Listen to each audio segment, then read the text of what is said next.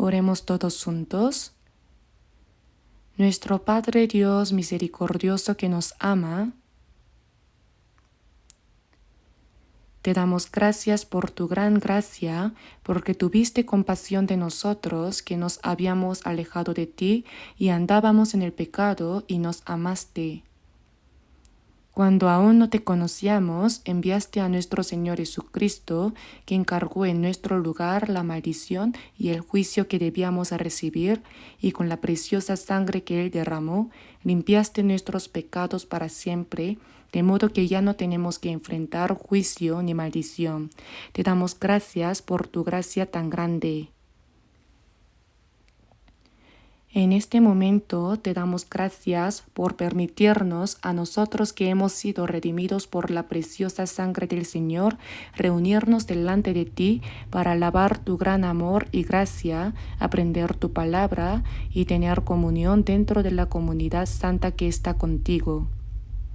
Creemos que también en esta hora estás presente en medio de nosotros. Te pedimos que mires a cada uno de nosotros y nos sostengas aún más con tu mano misericordiosa y poderosa para que podamos vivir como hijos tuyos sin vergüenza. Edifícanos y perfecciónanos para que seamos más santos. Este mundo se vuelve cada día más caótico, lleno de maldad y realmente es un mundo peligroso en el que no sabemos qué puede ocurrir incluso en el transcurso de un solo día.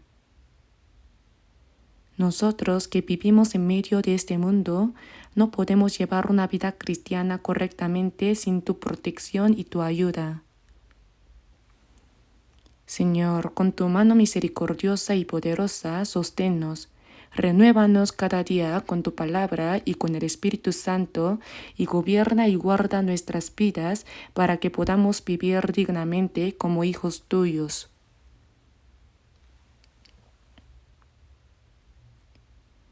Te pedimos, Señor, que estés con todas nuestras iglesias en todo el país y con las muchas iglesias que tenemos alrededor del mundo. Acompaña con tu gracia, tu palabra y tu poder a todos los hermanos y hermanas que aún en medio de las dificultades guardan la fe y anuncian el Evangelio.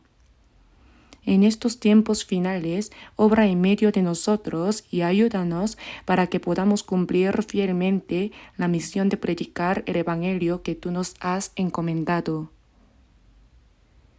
Señor, que nos das la palabra que necesitamos en el momento oportuno y nos enseñas el camino por el cual debemos andar, te pedimos que también en esta hora nos muestres cuál es la santa voluntad que deseas revelarnos y nos enseñes aún más claramente lo que debemos hacer y cómo debemos vivir.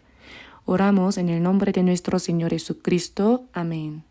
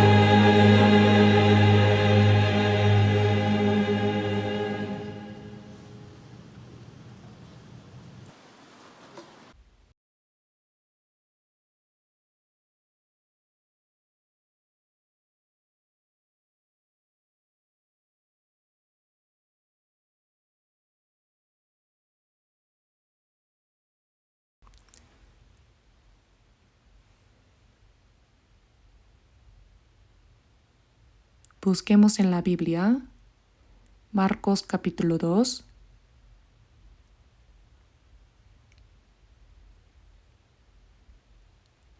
Marcos capítulo 2.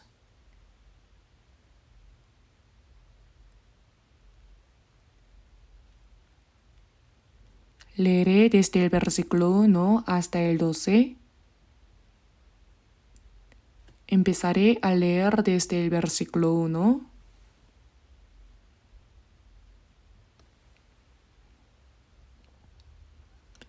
Entró Jesús otra vez en Capernaum después de algunos días, y se oyó que estaba en casa. E inmediatamente se juntaron muchos, de manera que ya no cabían ni aun a la puerta, y les predicaba la palabra. Entonces vinieron a él unos trayendo un paralítico que era cargado por 4. Y como no podían acercarse a él a causa de la multitud, descubrieron el techo de donde estaba, y haciendo una abertura, bajaron el lecho en que yacía el paralítico. Al ver Jesús la fe de ellos, dijo al paralítico: Hijo, tus pecados te son perdonados. Estaban allí sentados algunos de los escribas, los cuales cavilaban en sus corazones: ¿Por qué habla este así? Blasfemias dice. ¿Quién puede perdonar pecados sino solo Dios? Y conociendo luego Jesús en su espíritu que cavilaban de esta manera dentro de sí mismos, les dijo: ¿Por qué caviláis así en vuestros corazones? ¿Qué es más fácil decir al paralítico: tus pecados te son perdonados, o decirle: levántate, toma tu lecho y anda? Pues para que sepáis que el Hijo del Hombre tiene potestad en la tierra para perdonar pecados, dijo al paralítico: a ti te digo, levántate, toma tu lecho y vete a tu casa. Entonces él se levantó enseguida y tomando su lecho salió delante de todos, de manera que todos se asombraron y glorificaron a Dios diciendo: Nunca hemos visto tal cosa.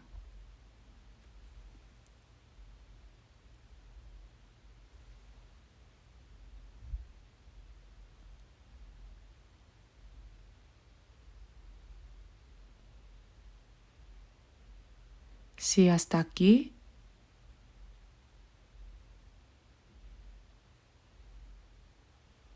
hoy con base en este texto bíblico, quisiera hablar bajo el título Personas que guiaron a los pecadores a Cristo.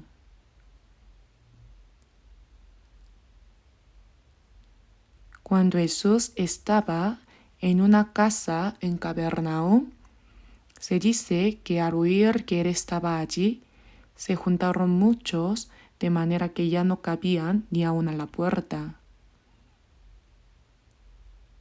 Y Jesús les estaba hablando la palabra. En ese momento, 4 hombres trajeron cargando a un paralítico. Parece que el paralítico era completamente inválido. Era como un cadáver viviente acostado en una camilla sin poder moverse. Esto es semejante al estado espiritual de una persona que aún no ha recibido la salvación.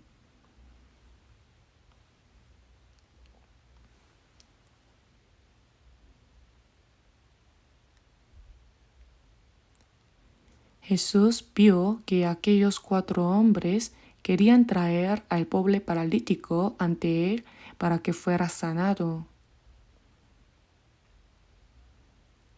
Ellos estaban unidos con un solo corazón, y aunque era algo difícil, agotador y complicado, llevaron al enfermo.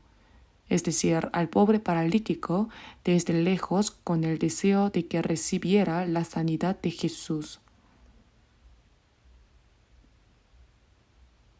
Aunque era algo difícil, agotador y complicado. Pero en la casa donde estaba Jesús había tanta gente que les fue imposible entrar.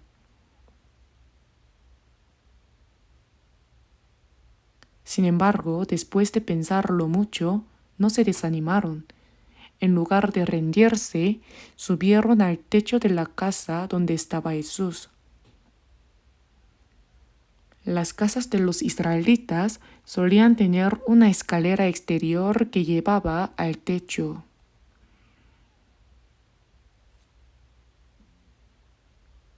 Los techos eran planos, por lo que subieron por allí. Hicieron una abertura en el techo y con el enfermo aún acostado en el lecho, lo bajaron delante de Jesús.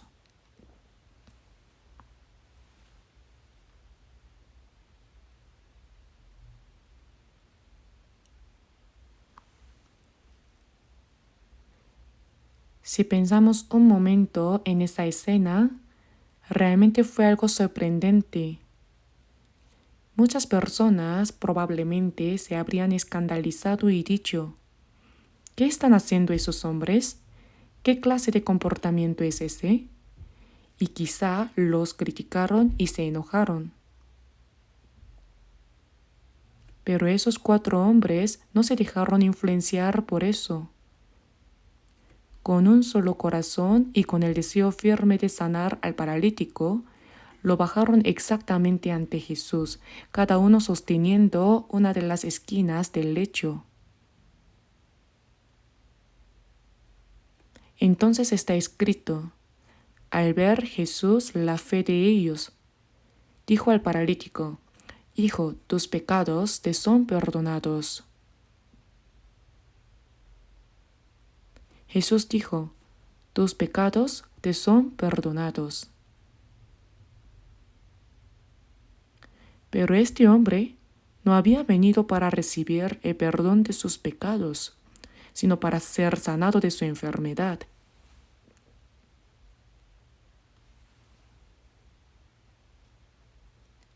Seguramente estos 4 hombres trajeron al paralítico desde lejos con un único propósito, que fuera sanado.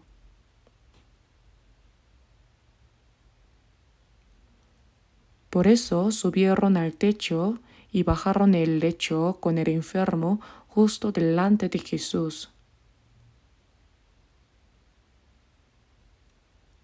Seguramente sabían que muchas personas se enfadarían y los insultarían, y probablemente ya habían considerado pedir disculpas al dueño de la casa y pagar los daños.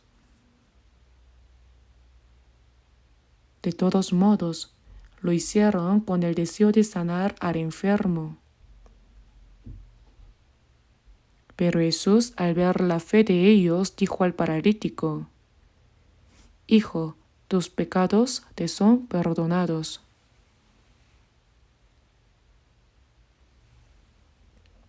Aquí, la fe de ellos no se refiere solo al paralítico, sino también a los 4 que lo llevaron cargando.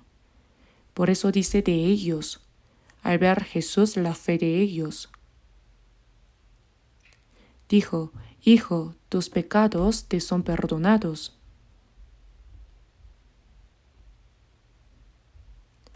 Jesús no vino a este mundo con el propósito de sanar enfermedades físicas o resolver problemas carnales, sino para salvar el alma de las personas.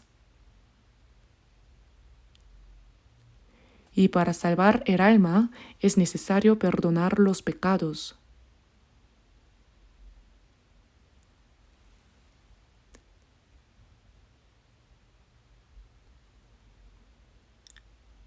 La lección importante que debemos recibir de esta palabra es que el paralítico no podía acercarse a Jesús por sí solo de ninguna manera. Era absolutamente necesario que alguien lo llevara ante Jesús.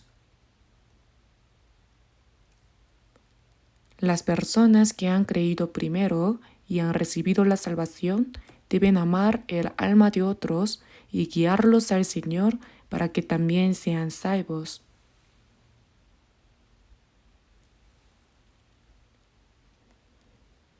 Para este pobre paralítico, el hecho de que hubiera 4 hombres, amigos o vecinos, que ya habían recibido la salvación, fue sin duda una gran bendición.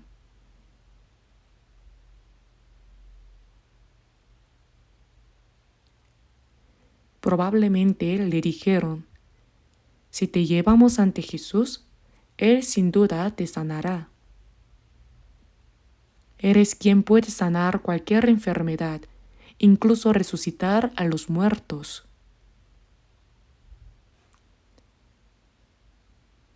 Seguramente le hablaron acerca de quién era Jesús y de que Él tenía poder para sanar cualquier enfermedad, y así despertaron su fe.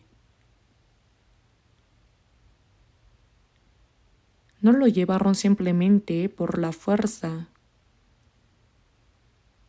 Por supuesto, al escuchar a sus amigos, el paralítico debió haber llegado a tener el deseo y la fe de ser sanado.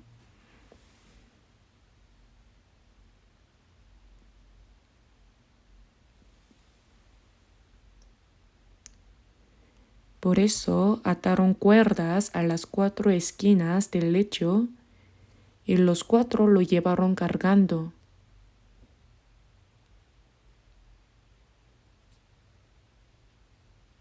Que otra alma pueda recibir la salvación a través del trabajo, el sacrificio y el esfuerzo de las personas que han recibido la salvación primero, es el método que Dios ha establecido para salvar a las personas.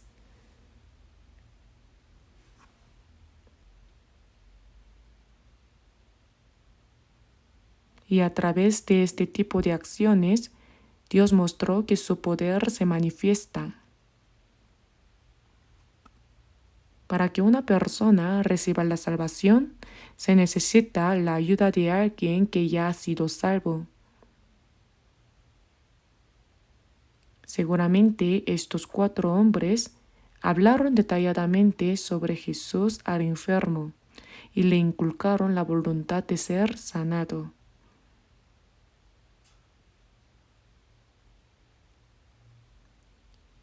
Así nació en él un corazón anheloso y una esperanza ferviente de ser sanado.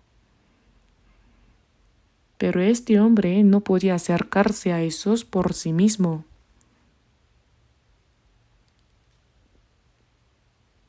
Por eso, para que un alma sea salva, primero debe tener un corazón anheloso de recibir la salvación.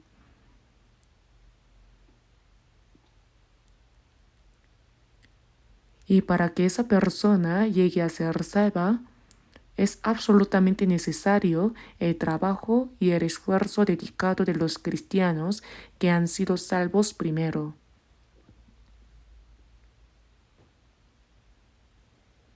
Sin la ayuda de alguien que ya ha recibido la salvación, otra persona no puede llegar a ser salva. Seguramente, si los hermanos y hermanas que ya hemos recibido la salvación nos detenemos a reflexionar, nos daremos cuenta de que no entendimos el Evangelio porque fuéramos más inteligentes ni porque lo hubiéramos deseado por nuestra cuenta. Fue porque personas que habían comprendido la verdad antes nos predicaron la palabra y así pudimos darnos cuenta de que nuestra alma estaba muerta en delitos y pecados y que después de la muerte hay juicio y una condenación eterna. Y también es necesario despertar en la persona el deseo de recibir la salvación. Por eso, para recibir la salvación, primero debe nacer ese deseo en la persona misma. pero por sí sola esa persona no sabe qué hacer ni cómo hacerlo.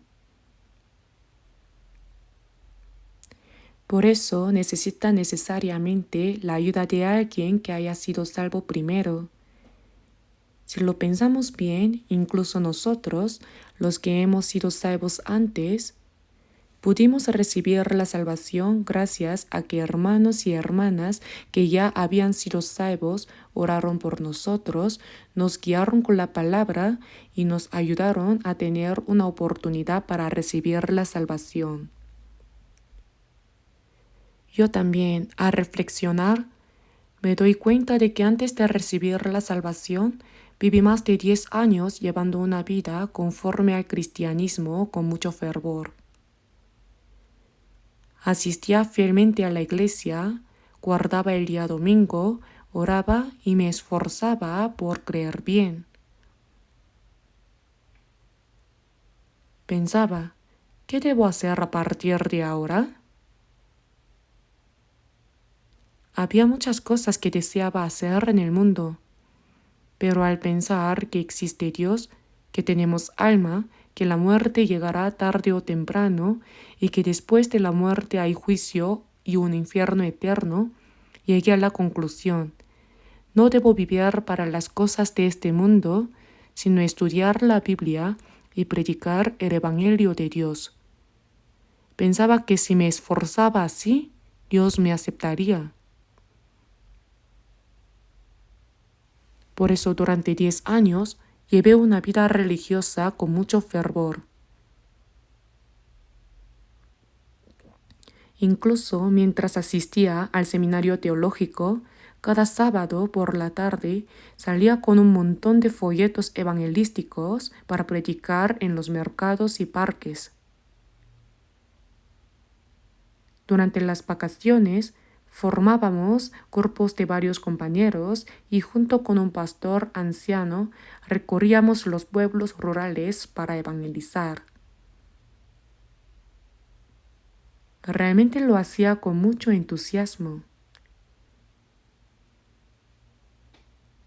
Por eso pensaba que yo creía mejor que los demás. Incluso decía, seguramente yo estaré en la primera fila del cielo. Pero un día me di cuenta de que había algo errado en mi fe. La palabra que me compartió la persona que comprendió el Evangelio primero fue Juan capítulo 3, versículo 3. El que no naciere de nuevo no puede ver el reino de Dios. Nacer de nuevo significa que así como nacimos una vez carnalmente en este mundo, ahora debemos nacer una vez más espiritualmente. Jesús le dijo a Nicodemo: el que no naciere de nuevo no puede ver el reino de Dios. Y entonces Nicodemo preguntó: ¿cómo puede un hombre nacer siendo viejo? ¿Puede acaso entrar por segunda vez en el vientre de su madre y nacer? Nacer de nuevo significa literalmente nacer otra vez. Jesús dijo: lo que es nacido de la carne, carne es, y lo que es nacido del espíritu, espíritu es. Es decir, dijo, aunque tuvieras la habilidad de volver al vientre de tu madre y nacer otra vez, eso seguiría siendo carne, no espíritu. Lo que es nacido de la carne, carne es, y lo que es nacido del espíritu, espíritu es. No te maravilles de que te dije: os es necesario nacer de nuevo. Muchas personas tienen un malentendido respecto a este asunto. Piensan que creer es simplemente asistir a la iglesia y que tener fervor significa que uno está creyendo bien.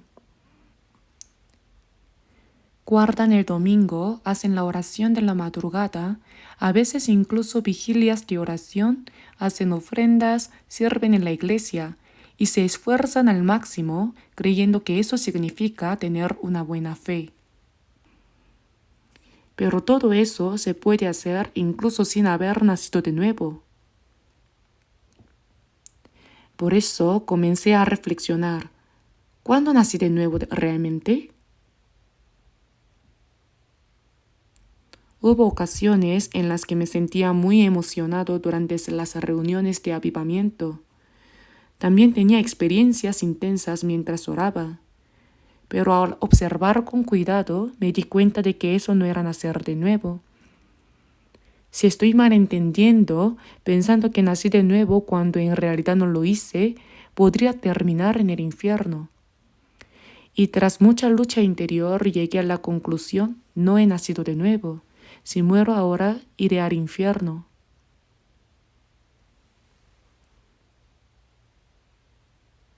En ese entonces ya estaba pastoreando una iglesia rural y llevaba 2 años en el ministerio. Cuando predicaba sermones, la gente me elogiaba diciendo que tenía buena fe y que siendo tan joven predicaba muy bien. Pero yo no tenía la certeza de haber nacido de nuevo. Después de mucha lucha interior, llegué a tener la convicción de que no había nacido de nuevo. No podía hablar de esto con nadie. En medio de esa angustia, alrededor de las 8 de la noche del 30 de octubre de 1962, comprendí de verdad que Jesucristo y la cruz, a quienes hasta entonces solo conocía de forma doctrinal y teórica, tenían que ver conmigo. No lo comprendí con la cabeza, sino lo entendí con la conciencia. Ahí se resolvieron todos los problemas. Ya no se trataba de intentar creer, sino que simplemente creí. Toda inseguridad y duda desaparecieron. Ese fue el momento en que nací de nuevo. Ese fue el momento en que recibí la salvación. Recibir la salvación, nacer de nuevo y obtener la vida eterna significan lo mismo. Incluso ahora, cuando lo pienso, me doy cuenta de que si hubiera seguido engañado pensando que por ser fervoroso estaba creyendo bien y que por eso recibiría una gran recompensa en el cielo, realmente habría sido algo muy grave.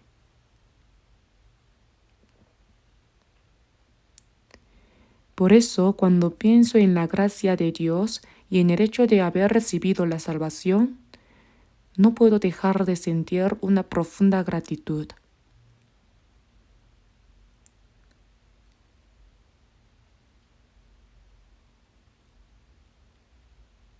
Primero, es necesario tener la convicción de que Jesucristo puede salvar nuestra alma y tener el deseo anheloso y la esperanza para recibir esa salvación. Por eso, para que un alma sea salva, debe haber primero un corazón anheloso de desear la salvación. Pero no solo eso, también es indispensable el trabajo y la ayuda dedicada de quienes ya han recibido la salvación. Por eso, una verdad clara e importante es que sin la ayuda de los cristianos que han sido salvos primero, otra persona no puede llegar a ser salva.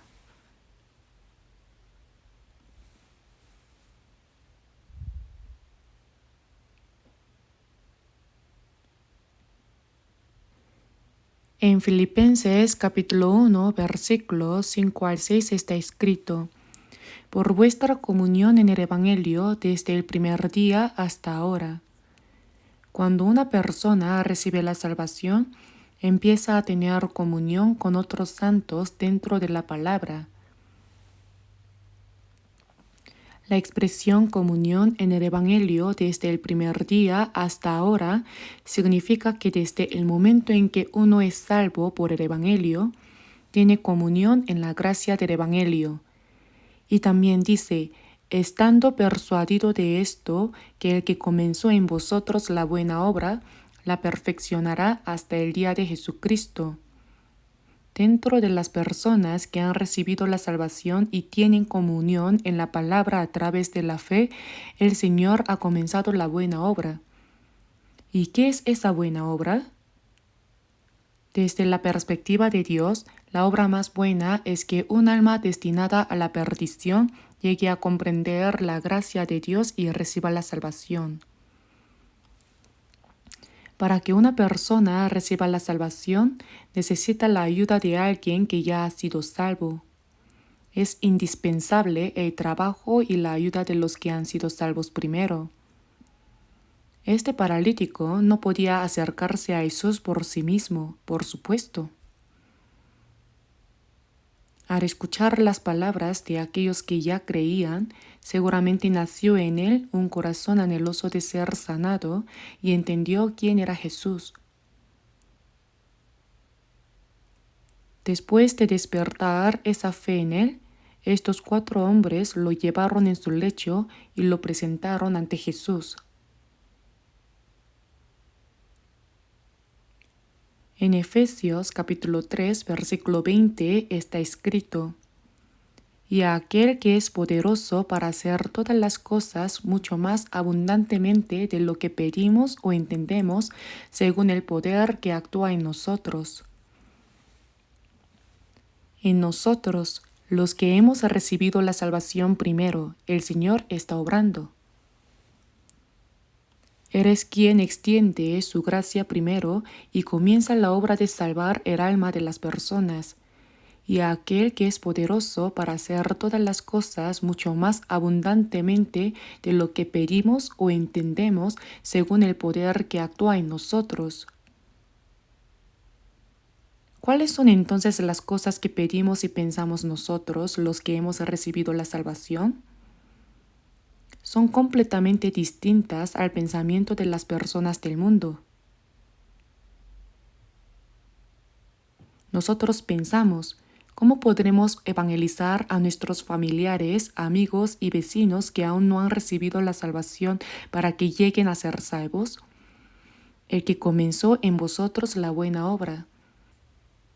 El Señor hace buenas obras en medio de los salvos. Y entre todas las buenas obras, la mejor es hacer que un alma destinada a la perdición reciba la salvación.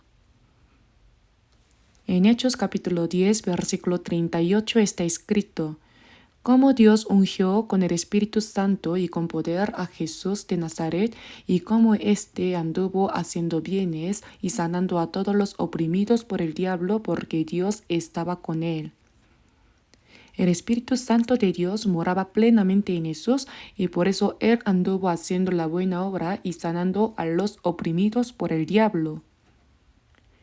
Así como dio vida a las almas muertas por sus delitos y pecados y limpiaba a los leprosos, se produce la obra en la que un corazón engañoso más que todas las cosas y perverso llega a comprender la gracia de Dios, recibe el perdón de los pecados y su alma es limpiada por completo.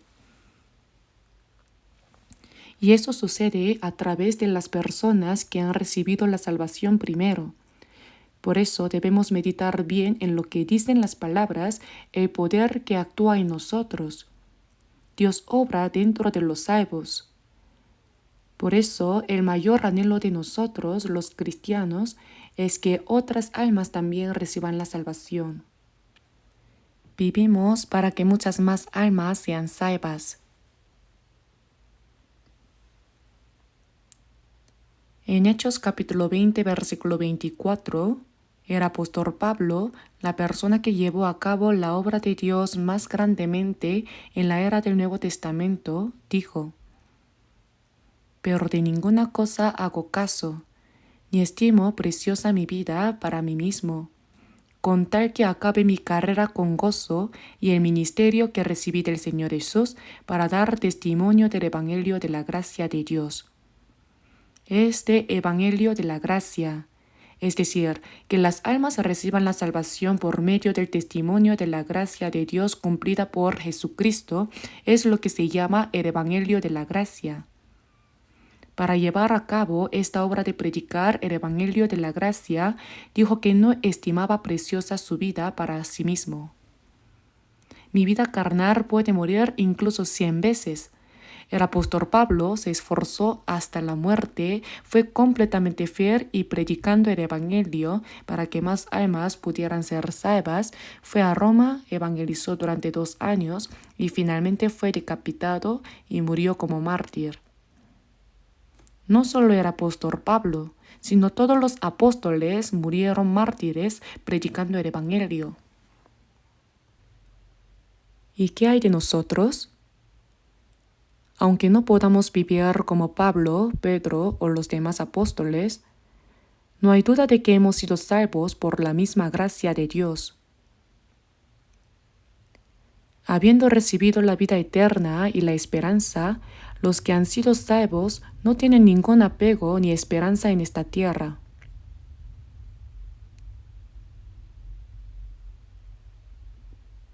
Cuando pensamos en la vida eterna y la esperanza gloriosa, las cosas de esta tierra no son nada.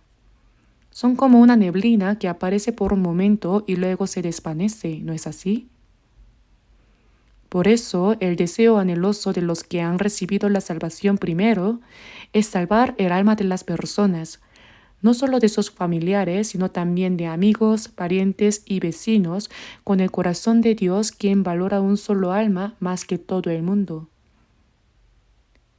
Salvar las almas es el propósito por el cual los cristianos viven en esta tierra, y sin duda es el mandato más grande que el Señor nos ha dado. Por eso los que han recibido la salvación primero, en cada oportunidad que tienen, se esfuerzan y trabajan sin cesar para predicar el Evangelio y salvar las almas. Ya no falta mucho para nuestro retiro de verano. Comienza el 11 de julio y se llevará a cabo en 7 sesiones.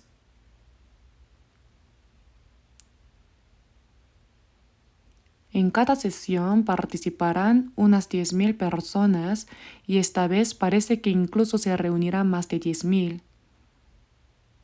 Cuando llega el tiempo de retiro, yo estoy decidido a quedarme durante las 7 semanas completas en el centro de retiro.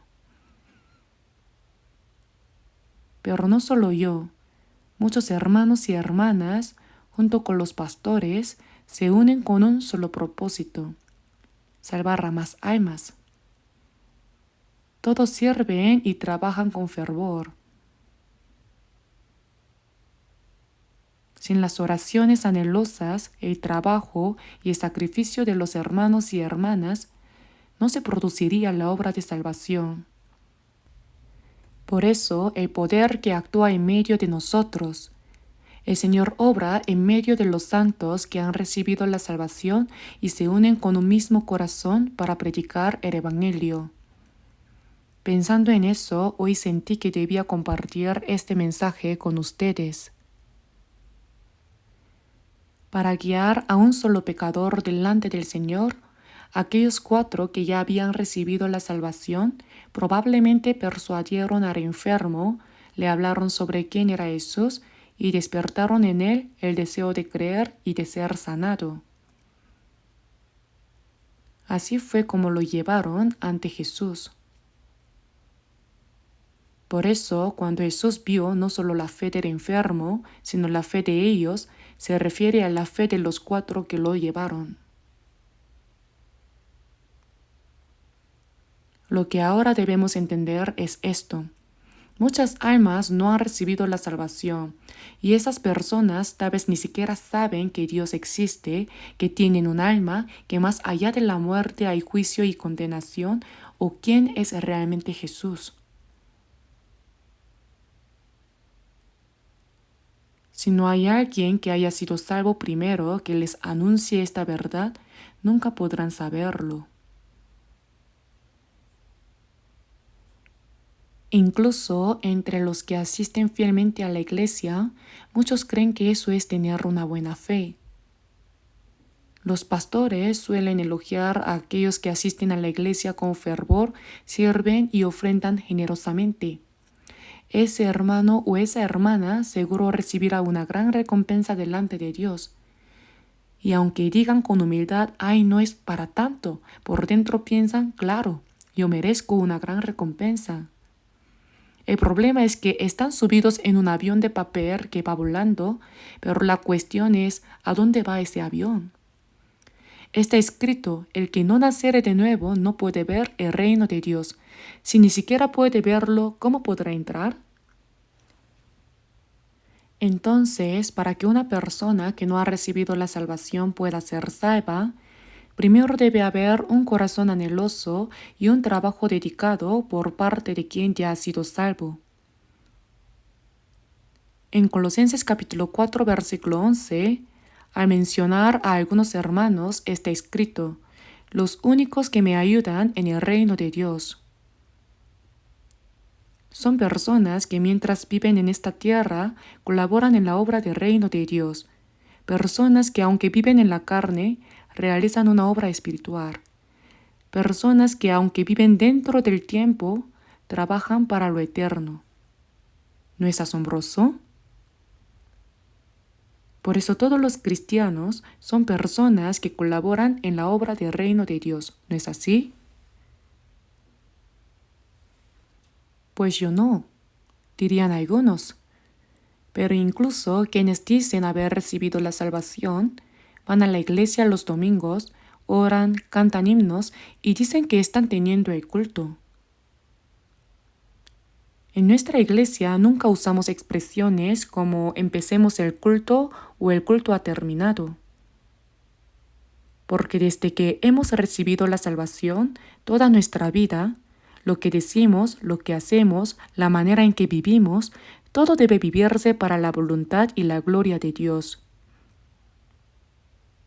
Y esa vida es el culto racional y el sacrificio vivo que Dios recibe con agrado. Decir, empecemos el culto o el culto ha terminado, es propio de quien no ha comprendido bien las cosas. No es así como debe entenderse.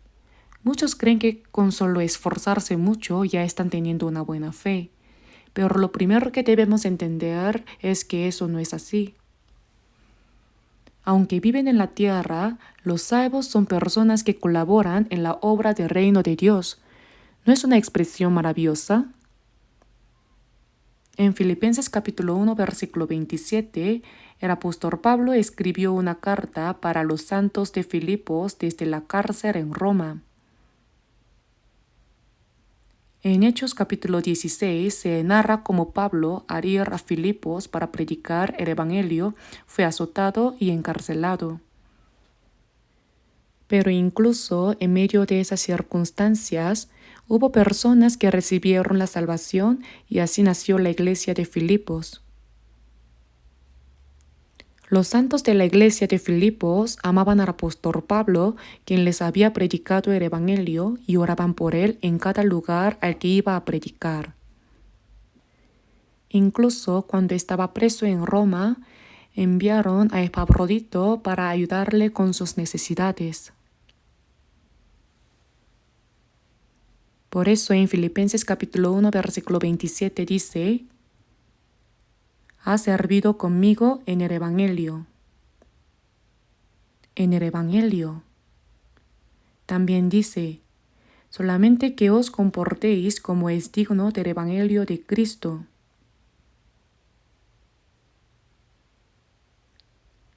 Los santos de Filipos, desde el momento en que recibieron la salvación, realmente se esforzaron juntos en la obra del Evangelio y vivieron una vida digna del Evangelio.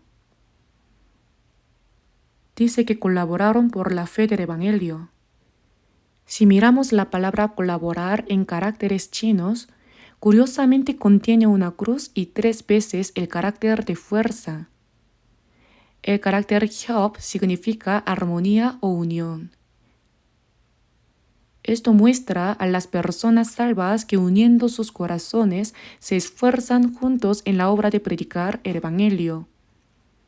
Ahora esa es la obra que debemos hacer.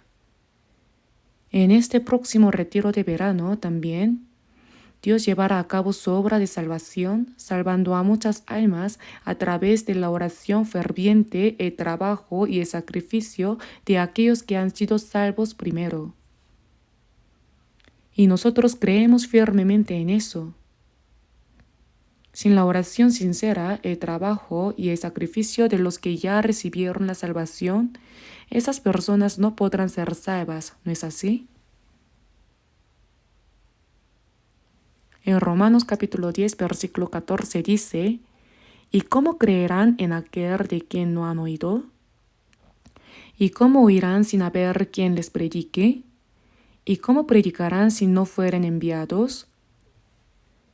Si no hay quien predique, no se puede oír el Evangelio, y si no se oye, no se puede creer, y si no se cree, no se puede recibir la salvación.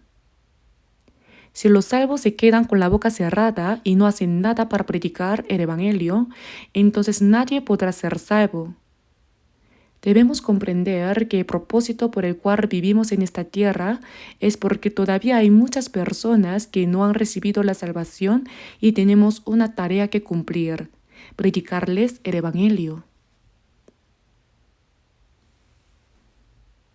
Es absolutamente necesario que una persona que ha sido salva primero ayude y guíe a otros para que puedan escuchar la palabra y recibir también la salvación.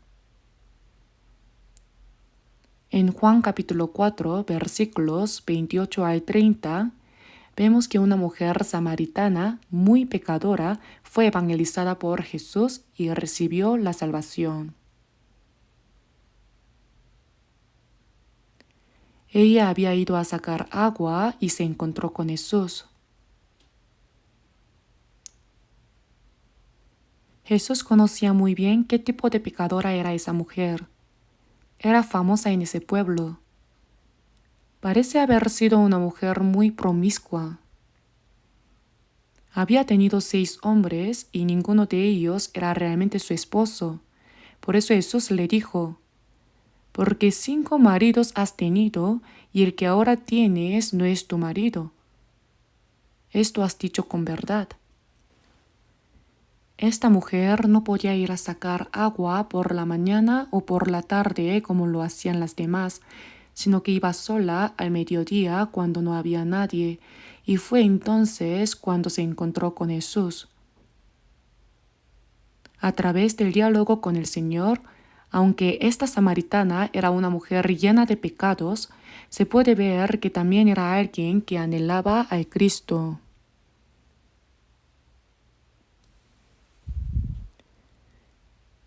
Cuando Jesús le habló de varias cosas, la mujer samaritana le dijo: Señor, me parece que tú eres profeta.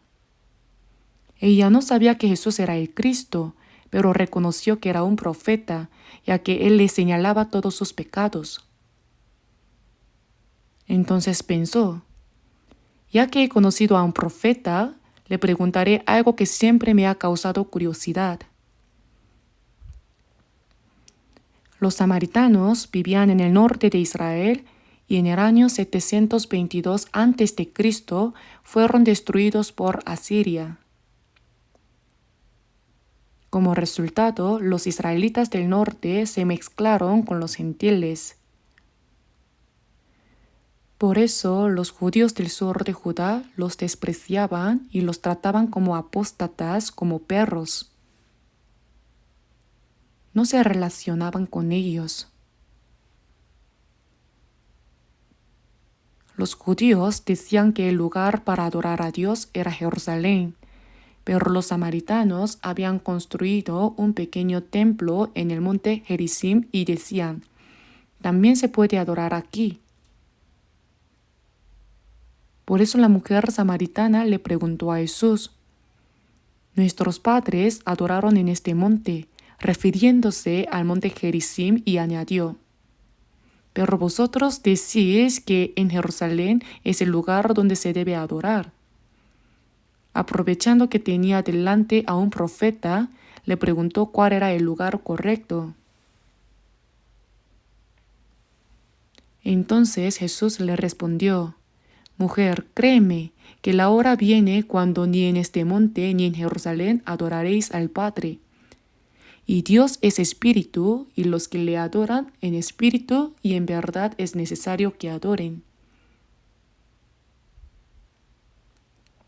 Dijo que no será ni en el monte Gerizim, ni en Jerusalén donde se adore al Padre, sino que viene la hora en que se adorará verdaderamente. Dijo que esa no era la verdadera adoración.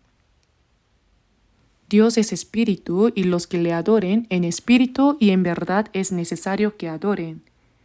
espíritu y verdad, es decir, con el Espíritu Santo y con la verdad.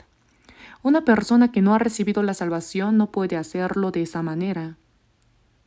Primero debe recibir la salvación y luego vivir guiado por el Espíritu Santo y la verdad. Esa es la verdadera adoración en espíritu y en verdad. Cuando Jesús dijo eso, los ojos de la mujer samaritana se abrieron de golpe y exclamó: «Ahora veo que tú eres el Cristo, eres el Cristo». Entonces dejó su cántaro y corrió al pueblo de Samaria gritando como loca: «Venid, ved a un hombre que me ha dicho todo cuanto he hecho. ¿No será este el Cristo?». En vez de avergonzarse de los pecados vergonzosos de su pasado, proclamó: «Venid, ved a un hombre que me ha dicho todo cuanto he hecho. ¿No será este el Cristo?». Su testimonio tenía tanta convicción y seguridad que la gente pensó algo fuera de lo común ha sucedido. Así los samaritanos salieron de la ciudad y se acercaron a Jesús. Entonces, después de escuchar las palabras de Jesús, lo invitaron a quedarse con ellos. Jesús permaneció en Samaria durante 2 días y durante ese tiempo predicó el Evangelio a los samaritanos. Como resultado, muchos creyeron en él y recibieron la salvación.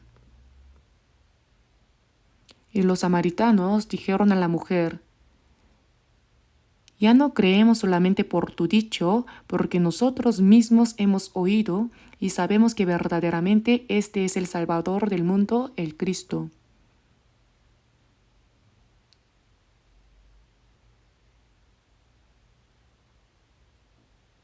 En Proverbios capítulo 21, versículo 28 dice: «Mas el hombre que oye permanecerá en su dicho».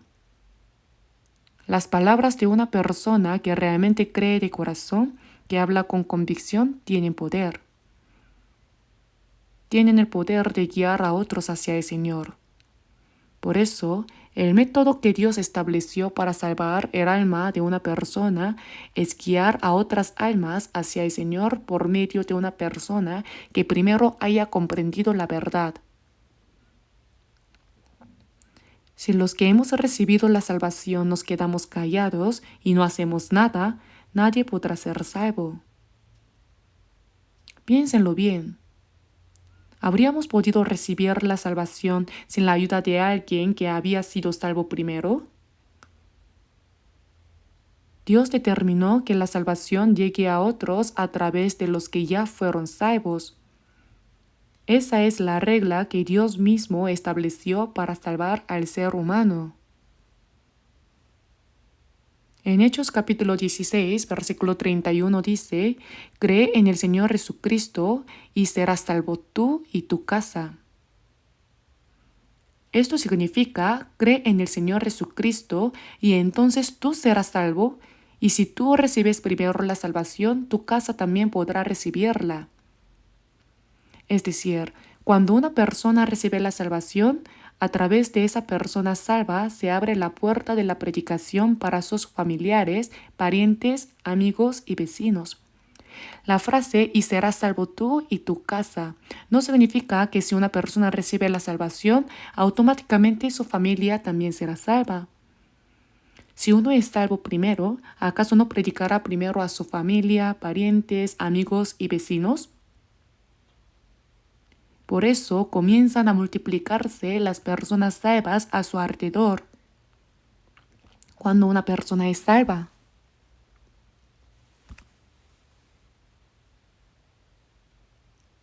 y para poder guiar a otros al Señor, uno mismo debe tener primero una fe firme y un testimonio claro.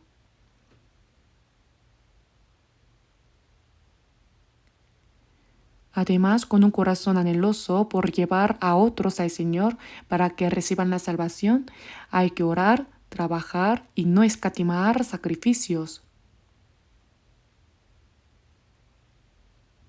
Predicar no es algo fácil, ¿verdad? Muchas veces uno piensa que simplemente diciendo, vamos a la iglesia o asiste conmigo a la iglesia, ya está predicando. Pero incluso entre los que ya asisten a la iglesia, hay muchísimos que no han recibido la salvación. ¿Acaso se puede recibir la salvación solo por ir a la iglesia? Hay que anunciar la palabra por la cual uno pueda realmente ser salvo. Y para eso es absolutamente necesaria la oración, el trabajo y el sacrificio de quienes ya han recibido la salvación. En 2 de Corintios capítulo 9 versículo 6 está escrito: el que siembra escasamente también segará escasamente, y el que siembra generosamente, generosamente también segará. ¿Qué significa sembrar? En tiempos de hambre, cuando apenas queda algo de alimento, si uno simplemente lo cocina y se lo come, se queda sin semillas, ¿verdad? Sembrar, en ese caso, representa un acto de autosacrificio. En el Salmo 126 dice: los que sembraron con lágrimas, con regocijo segarán. Irá andando y llorando el que lleva la preciosa semilla, mas volverá a venir con regocijo, trayendo sus cabillas. Pero, ¿por qué uno lloraría al sembrar? ¿Quién llora mientras siembra semillas?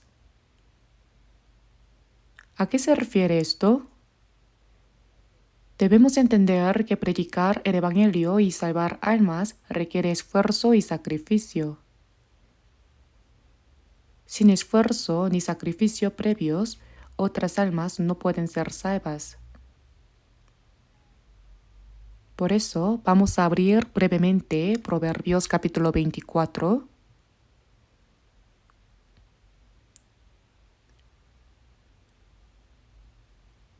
Proverbios capítulo 24, versículo 11.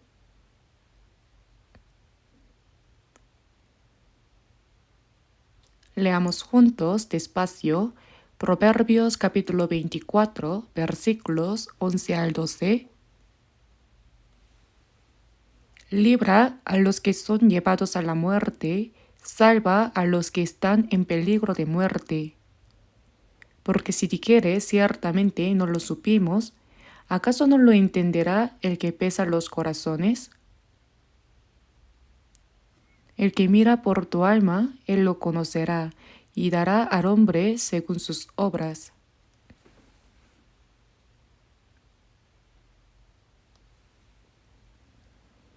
A los que son llevados a la muerte. Las personas que no han recibido la salvación están siendo llevadas a la muerte. Son personas que ya están destinadas a ir al infierno, ¿verdad? Salva a los que están en peligro de muerte significa que no debemos dejarlos abandonados. Si los dejamos tal como están, se irán al infierno. En Juan capítulo 20, después de la resurrección de Jesús, él dijo a sus discípulos: a quienes remitiereis los pecados, les son remitidos, y a quienes se los retuviereis, les son retenidos. ¿Qué significa esto?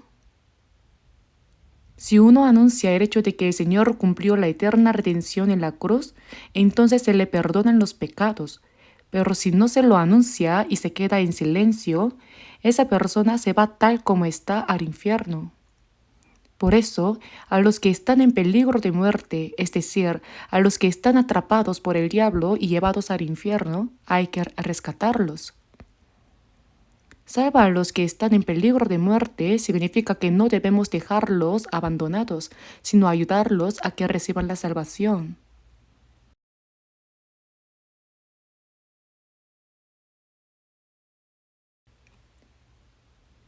Porque si dijeres, ciertamente no lo supimos, ciertamente no lo supimos.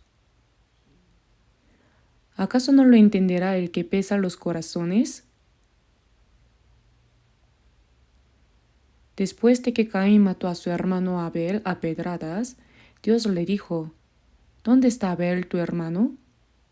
Y él respondió, no sé, ¿soy yo acaso guarda de mi hermano?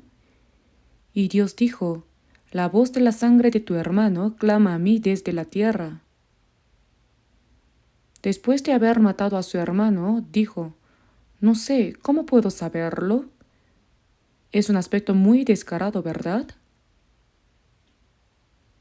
Nosotros no hemos matado a nadie, pero si dejamos tal como están a los pecadores que se dirigen a la perdición y permitimos que se vayan al infierno, ¿no tendremos ninguna responsabilidad?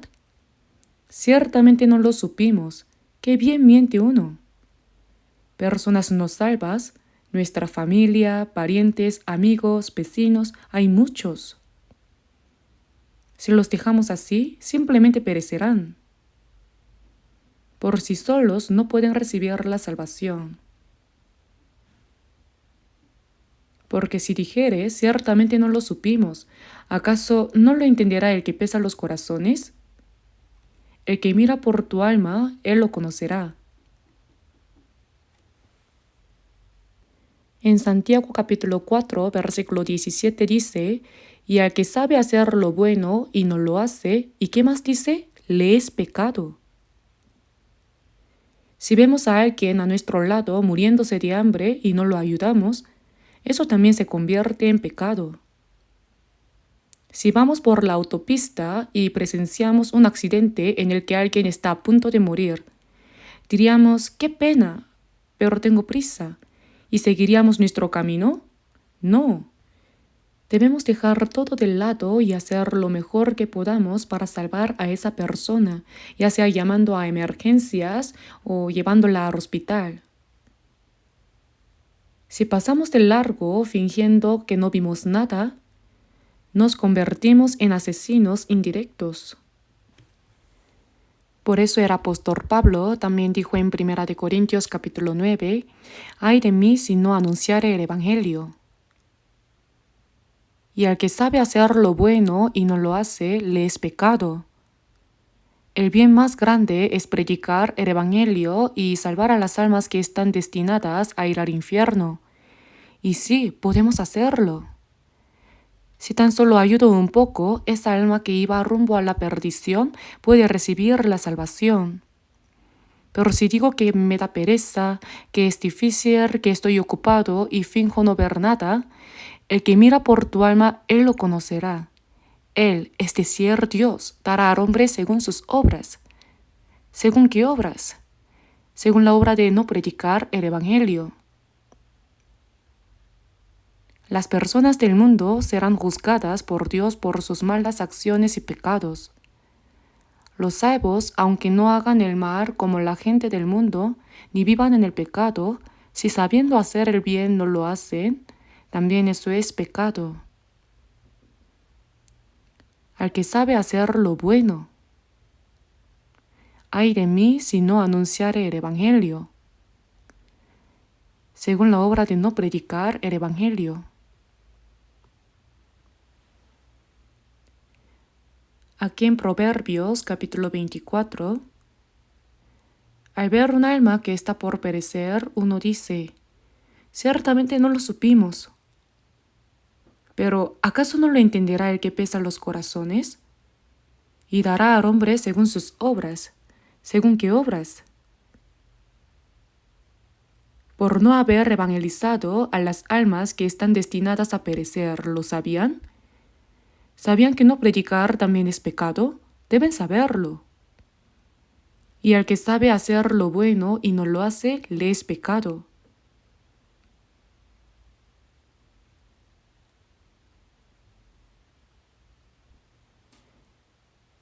Nosotros realizamos con frecuencia seminarios o facilitamos que las personas reciban consultas. Y la mayor de todas las campañas de evangelización es el retiro de verano, ¿verdad? Durante las 7 sesiones consecutivas del retiro, predicamos el Evangelio a muchas personas. Para poder compartir el Evangelio con más personas, como faltan muchos alojamientos, estamos construyendo más habitaciones en este momento. Conocen el centro de retiro, ¿verdad? Pues el que se está construyendo ahora tendrá 480 habitaciones.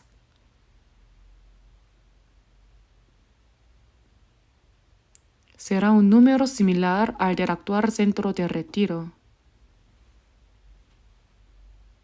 Seguramente muchas personas participarán allí y recibirán la salvación. Por eso estamos orando por ello, colaborando unos con otros, ofrendando y esforzándonos. La obra más grande que tenemos que hacer los que hemos recibido la salvación mientras vivimos en esta tierra es salvar a los que todavía no han sido salvos, a los que están siendo llevados a la muerte, a los que están en peligro de muerte. Si son arrastrados al infierno, simplemente será una destrucción eterna sin vuelta atrás.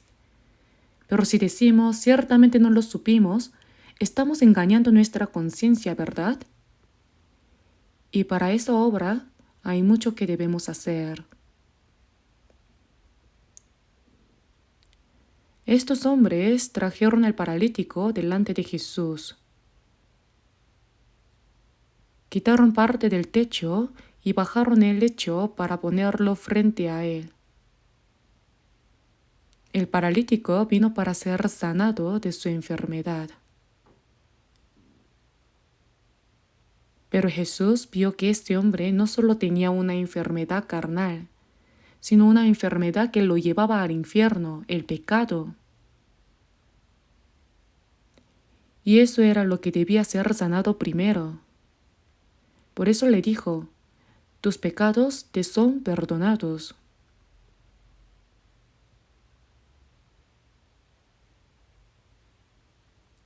Incluso en tiempos de Jesús, muchas personas lo seguían. Algunas lo hacían porque realizaba milagros y multiplicaba el pan. Lo seguían solo para comer. Otros lo seguían para ser sanados de sus enfermedades. Jesús resucitaba muertos, limpiaba a los leprosos, daba vista a los ciegos. No había nada que él no pudiera hacer. Pero él no vino a este mundo para hacer solo esas cosas.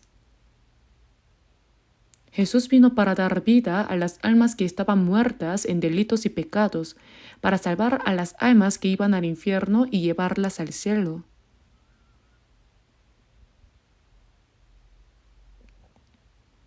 Por eso en Juan capítulo 5 versículo 21 Jesús dijo, porque como el Padre levanta a los muertos y les da vida, así también el Hijo a los que quiere da vida.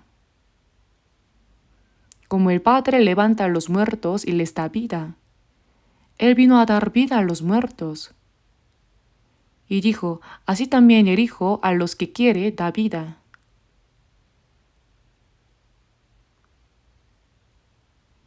Pero para dar vida a los muertos no es algo que se haga fácilmente.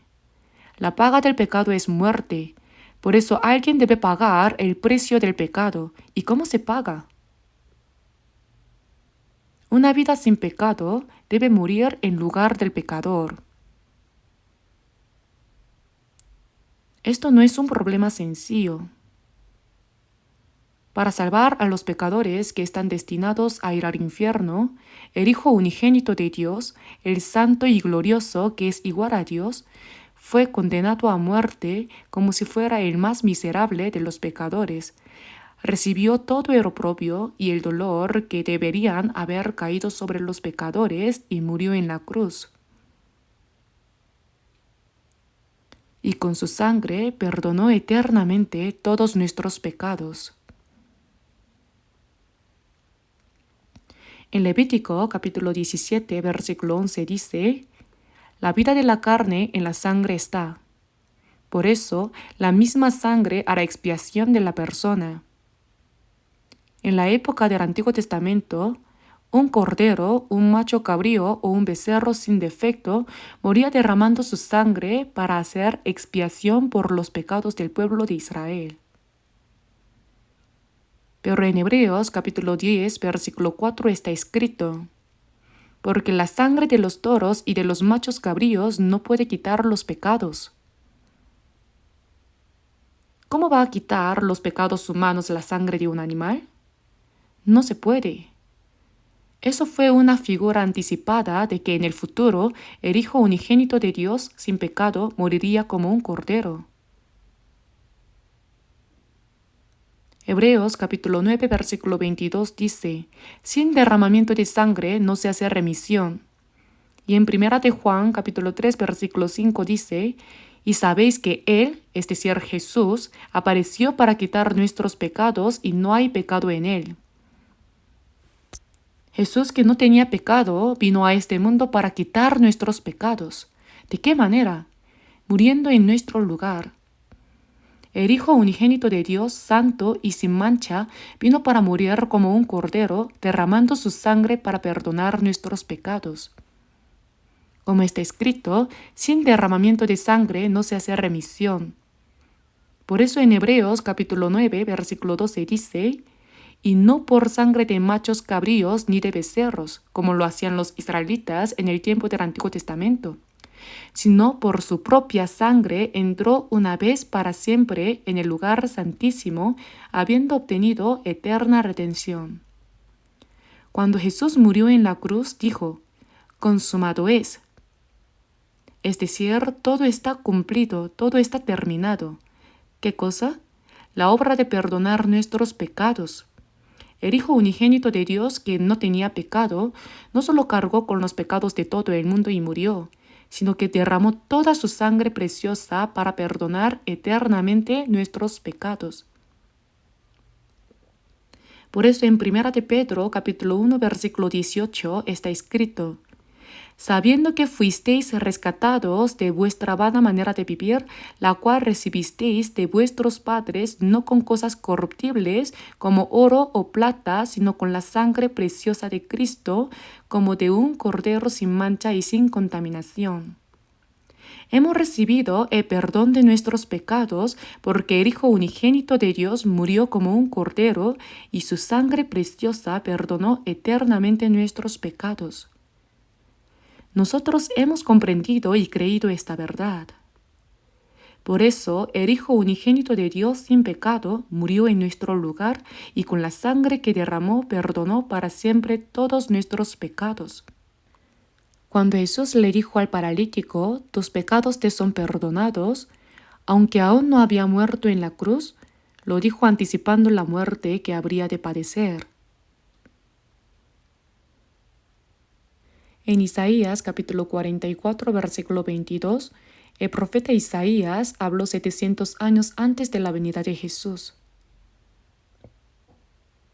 A los israelitas les dijo: yo deshice como una nube tus rebeliones y como niebla tus pecados. Vuélvete a mí porque yo te redimí. Esto fue dicho en base a lo que Cristo haría en el futuro, al venir y morir en la cruz para perdonar los pecados de la humanidad. Cuando Jesús dijo en la cruz: consumado es, fue en ese momento que nuestros pecados fueron borrados con la sangre de Jesús, como está escrito: yo deshice como una nube tus rebeliones y como niebla tus pecados. Por eso dice: vuélvete a mí porque yo te redimí. Lo que creemos es esto, que cuando aún no sabíamos nada, el Señor Jesús murió en nuestro lugar y con la preciosa sangre que derramó, perdonó eternamente nuestros pecados. Esa es la verdad en la que creemos. Ahora abramos Efesios capítulo 1, versículo 7. Efesios capítulo 1.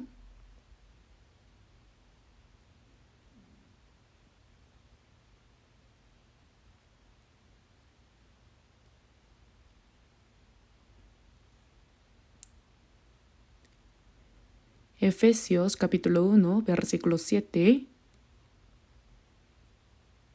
Leamos juntos. En quien tenemos redención por su sangre, el perdón de pecados según las riquezas de su gracia. En Cristo, según las riquezas de su gracia, según las riquezas de gracia que Dios nos ha dado, por su sangre, es decir, por la sangre que el Señor derramó al morir en nuestro lugar, tenemos redención. La palabra redención significa que alguien pagó en nuestro lugar. Tenemos redención y perdón de pecados. Ya lo hemos recibido. No es algo que tendremos en el futuro. Ya lo tenemos. ¿Y hasta cuándo? Por toda la eternidad. Porque si no fuera eterna redención, la salvación no sería completa. Por eso dice, por su propia sangre entró una vez para siempre en el lugar santísimo, habiendo obtenido eterna redención. Incluso ahora, el Señor está orando por nosotros delante de Dios. El que logró eterna redención intercede ante Dios como nuestro garante, orando por nosotros. Ahora vamos a volver brevemente a Marcos capítulo 2. Marcos capítulo 2. Voy a leer Marcos capítulo 2, versículos 6 al 8.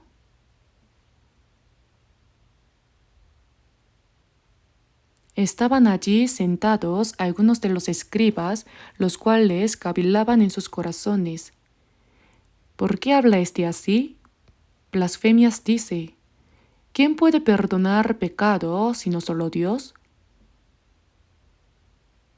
Y conociendo luego Jesús en su espíritu que cavilaban de esta manera dentro de sí mismos, les dijo, ¿por qué caviláis así en vuestros corazones?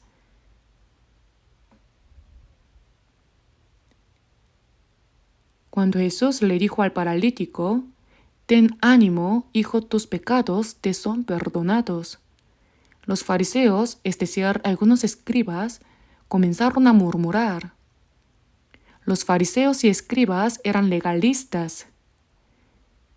Ellos no habían venido para escuchar sinceramente las palabras de Jesús, sino para buscar cualquier pretexto para criticarlo. Por eso, cuando Jesús dijo, tus pecados te son perdonados, los escribas dijeron, ¿por qué habla este así? Blasfemias dice. La palabra blasfemia significa decir algo que no se puede decir delante de Dios y también significa ser irreverente o arrogante. Dijeron, ¿quién puede perdonar pecado sino solo Dios? Estaban diciendo, solo Dios puede perdonar pecados. ¿Acaso tú eres Dios? Aquellos que criticaban a Jesús lo acusaban de blasfemia porque decía cosas que ningún ser humano podía decir, ya que él se consideraba igual a Dios.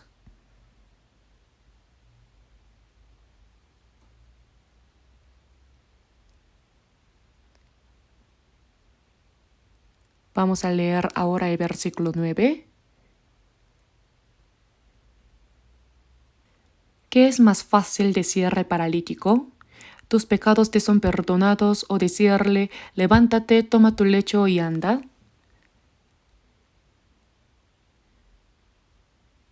Jesús les dijo a estos escribas, ¿qué es más fácil decir al paralítico? ¿Tus pecados te son perdonados? O decirle, levántate, toma tu lecho y anda. ¿Cuál de las dos cosas es más fácil? Ninguna de las dos es fácil. Decir tus pecados te son perdonados es algo que solo Dios puede decir. Y además el paralítico estaba completamente inmóvil. Decirle a alguien que está acostado sin poder moverse, levántate, toma tu lecho y anda, eso no es posible. Si no es por el poder de Dios, eso tampoco se puede hacer. Por lo tanto, ambas cosas no son fáciles, sino difíciles. Veamos el versículo 10. Pues para que sepáis que el Hijo del Hombre tiene potestad en la tierra para perdonar pecados, dijo al paralítico, A ti te digo, levántate, toma tu lecho y vete a tu casa. Entonces él se levantó enseguida y tomando su lecho salió delante de todos, de manera que todos se asombraron y glorificaron a Dios diciendo, nunca hemos visto tal cosa.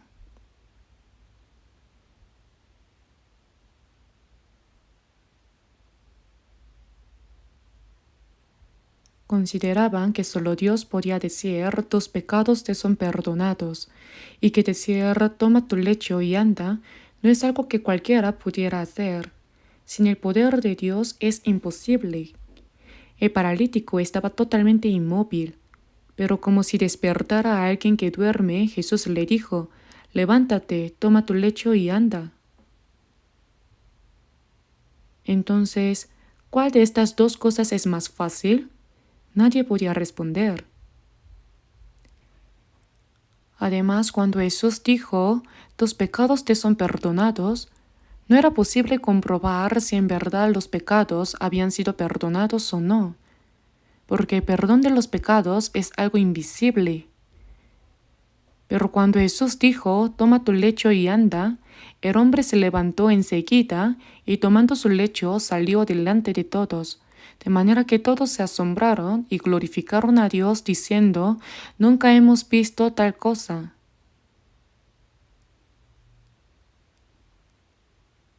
Después de que Jesús dijo, levántate, toma tu lecho y anda, este hombre se levantó de golpe, tomó su lecho y salió caminando. Aunque fueron sus amigos quienes trajeron cargando el lecho, en ese momento este hombre se levantó y pudo caminar cargando el lecho en el que había estado acostado. Eso significa que también recobró fuerza. Las personas, al ver eso, se asombraron como está escrito. De manera que todos se asombraron y glorificaron a Dios diciendo, nunca hemos visto tal cosa.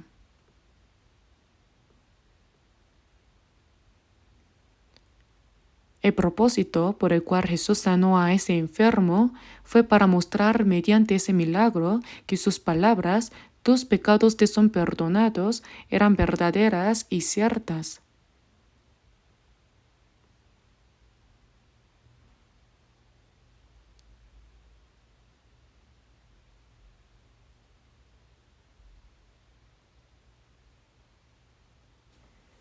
Por eso, en Juan capítulo 20, versículo 21 en adelante, vemos que Jesús, después de resucitar, dio a los discípulos el privilegio de perdonar pecados.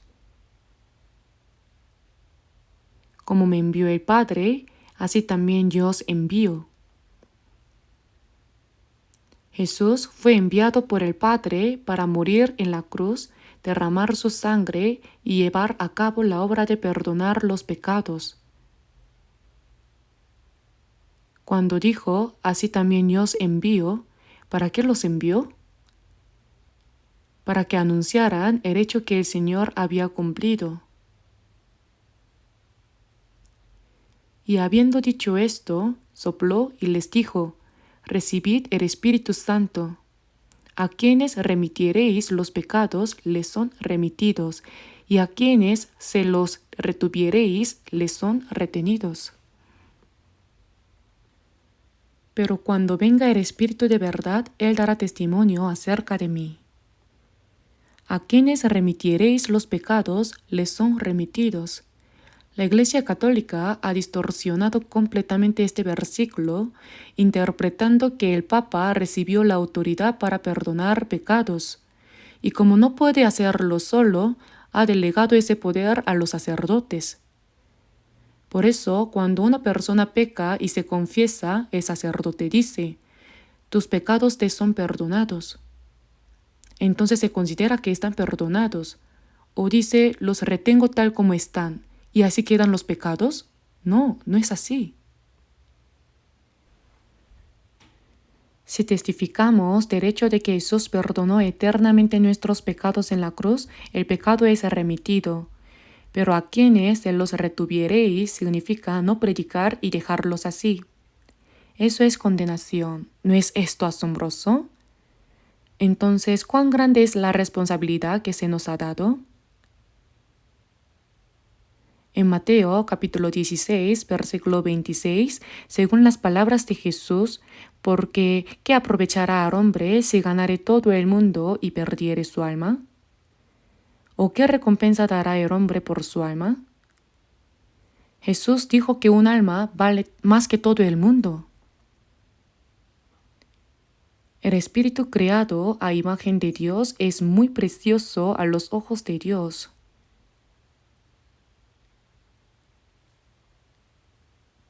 Porque estimado seré en los ojos de Jehová.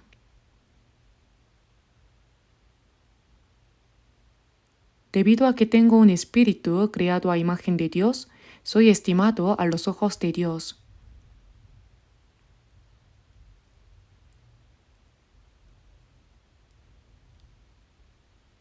Por eso, si testificamos del hecho de que Jesús perdonó eternamente nuestros pecados, hay perdón. Pero si no lo testificamos y lo retenemos tal como está, es destrucción.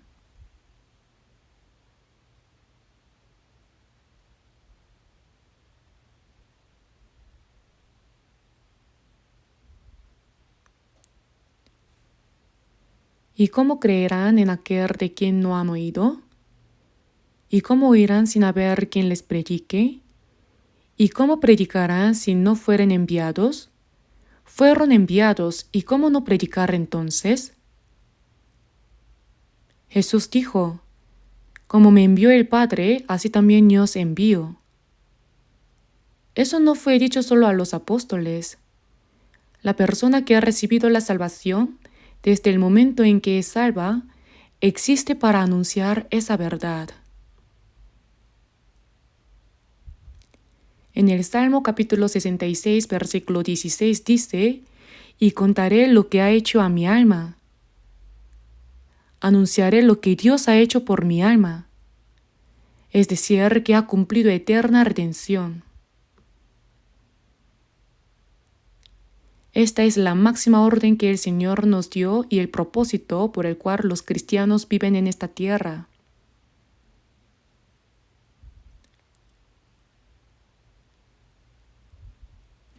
En Romanos capítulo 1, versículo 16, el apóstol Pablo dijo, porque no me avergüenzo del Evangelio, porque es poder de Dios para salvación a todo aquel que cree.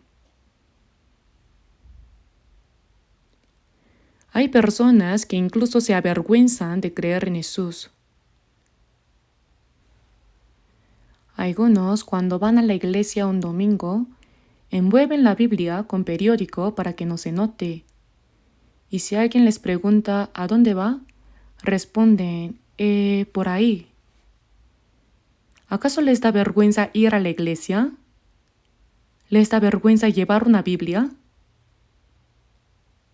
Yo cuando veo a alguien en el avión o en el autobús abrir la Biblia y leerla abiertamente, sin esconderse, le tengo mucho respeto. Me pregunto cómo será su fe. Y también hay quienes se avergüenzan de predicar. Dicen tímidamente, crea en Jesús, y después se ponen rojos de la vergüenza. ¿De verdad les da tanta vergüenza?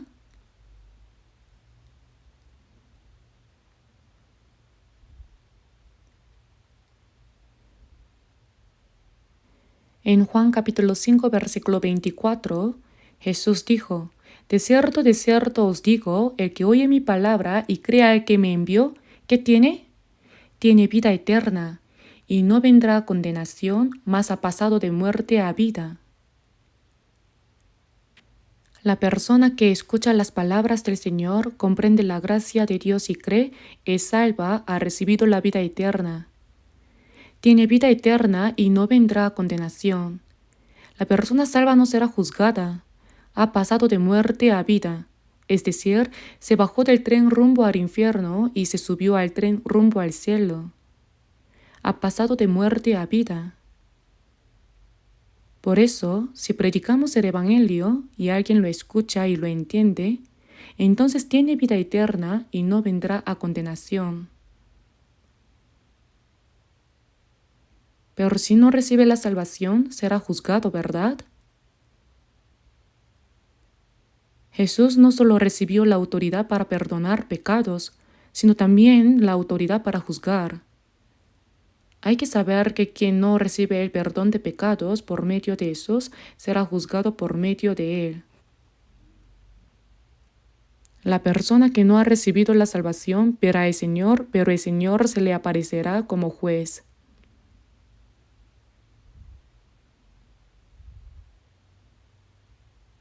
Está escrito, por cuanto es el Hijo del Hombre. El hecho de ser el Hijo del Hombre significa que Jesús vino como hombre y murió en la cruz, y por eso le fue dada la autoridad de hacer juicio. El Señor que murió en la cruz para redimir nuestros pecados es al mismo tiempo el Señor del juicio. Por eso, cuando este paralítico recibió el perdón de pecados y luego, según la palabra de Jesús, se levantó, tomó su lecho y caminó, las personas se asombraron y glorificaron a Dios. Cuando ocurre la obra de salvación en una persona, lo primero que sucede es que inevitablemente se da gloria a Dios.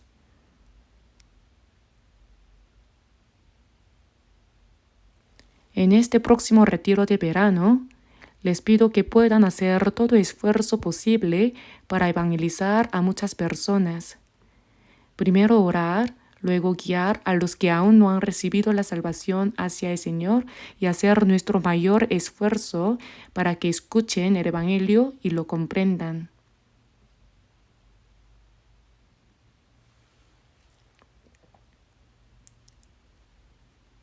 Cuando vemos el retiro, no solo el pastor que está en el púlpito es quien evangeliza. No son solamente los pastores o predicadores que hacen las consultas quienes evangelizan. Todos los hermanos y hermanas dan lo mejor de sí por el retiro. Algunos ayudan con la guía del tráfico complicado, otros limpian, otros lavan los platos en la cocina, hacen trabajos pesados. En fin, al ver que cada uno se esfuerza haciendo todo lo que puede para cumplir con la parte que le corresponde en la obra de predicar el Evangelio, es algo verdaderamente hermoso. Es a través de ese esfuerzo que Dios obra para salvar almas. Esta vez también debemos orar juntos, esforzarnos, sacrificarnos y colaborar para que por medio de nuestro trabajo se lleve a cabo la gran obra de Dios y muchas almas reciban la salvación. Oremos juntos.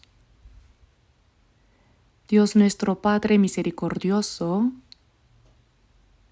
gracias por tener misericordia de nosotros que andábamos en el pecado y éramos merecedores del juicio eterno, y por perdonar eternamente nuestros pecados con la preciosa sangre del Señor sin requerir ningún mérito de nuestra parte. Ahora que hemos recibido la salvación, te pedimos, Señor, que uses preciosamente a cada uno de nosotros conforme a tu voluntad, para que el propósito de nuestra vida en esta tierra, que es anunciar el Evangelio a muchos que aún no han sido salvos, se cumpla, guiando así a muchas almas hacia ti para que reciban la salvación. Te rogamos también que a través de este retiro de verano muchas almas sean salvas y así traigan gran gozo y gloria a nuestro Padre Dios. Confiando todo en la mano poderosa y misericordiosa del Señor, te pedimos que nos ayudes, que todos seamos sostenidos por la mano de tu poder y que podamos ser usados preciosamente en la obra de guiar a las almas perdidas hacia el Señor para que reciban la salvación. Hemos orado en el nombre de nuestro Señor Jesús. Amén.